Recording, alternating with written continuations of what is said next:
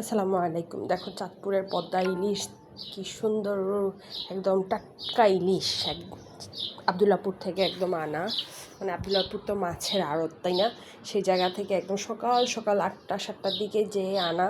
আর সেই মাছটা একদম কেটে কেটে সুন্দর করে মাখিয়ে নিচ্ছি। মানে অনেক দিন পর ইলিশ মাছের রেসিপি তোমাদের সাথে শেয়ার করলাম। তো দেখো কেমন লাগছে। সামান্য বেশি মশলা দিব না, বেশি মশলা দিলে ইলিশ মাছের যে অথেন্টিক টেস্টটা সেটা পাবো না, তাই না? কে কে এই কথাতে বিশ্বাস করো সেটা একটু জানাইও। আর সে কে কার কার এই টেস্ট বার আছে অবশ্যই জানাও।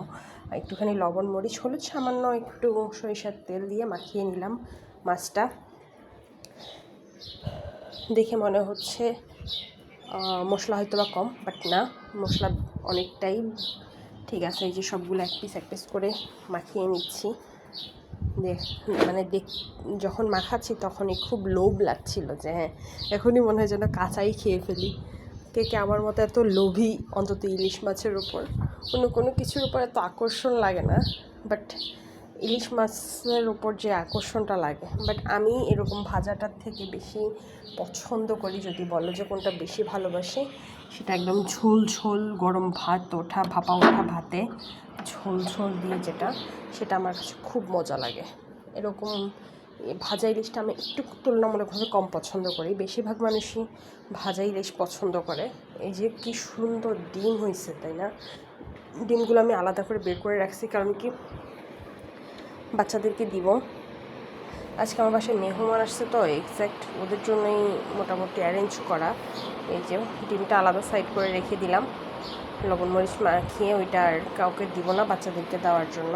ইলিশ মাছের প্রচুর পরিমাণে প্রোটিন আছে, আর অনেক উপাদান আছে যেগুলো হয়তো আমি জানিও না।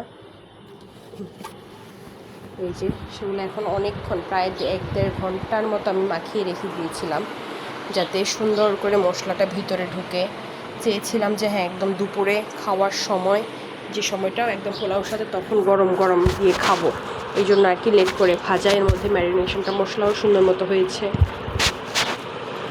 সুন্দর করে করেছি, ভেজেছি। তবে ভাজার সময় তো দুর্ঘটনা ঘটবেই, এটাই স্বাভাবিক। দেখো সুন্দর করে ভেজে এক প্লেট ভেজে উঠিয়ে রেখেছি, আরেক প্লেট দিয়েছি, কেটে রেখেছি পেঁয়াজ। আর এই দেখো বললাম যে পুড়ে গেছে, মানে এখানে ঠাস করে ছিটা লেগে আসছে তেল। এই পেস্টটা একটু মোটা ছিল দেখে এই পেস্টটা একটু বেশি ভাজতে হবে।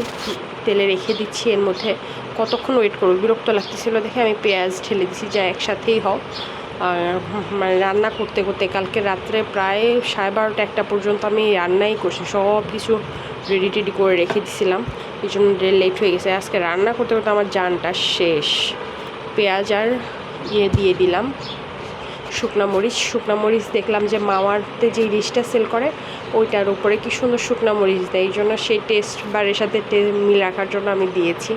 আবার যদি বলি যে না কাঁচামরিচ না দিলে, এই জন্য আবার 2টা কাঁচামরিচও দিয়ে দিছি। তাই এই যে ফিনিশ। ইলিশ মাছ এক্সপেন্সিভ, বহুত এক্সপেন্সিভ। আমাদের দেশে মানুষের জন্য খাওয়া খুবই দুষ্কর। সচরাচর উচ্চ মধ্যবিত্ত মানুষেরা খেতে পারে, নিম্ন শ্রেণীর মানুষেরা খাওয়া অসম্ভব।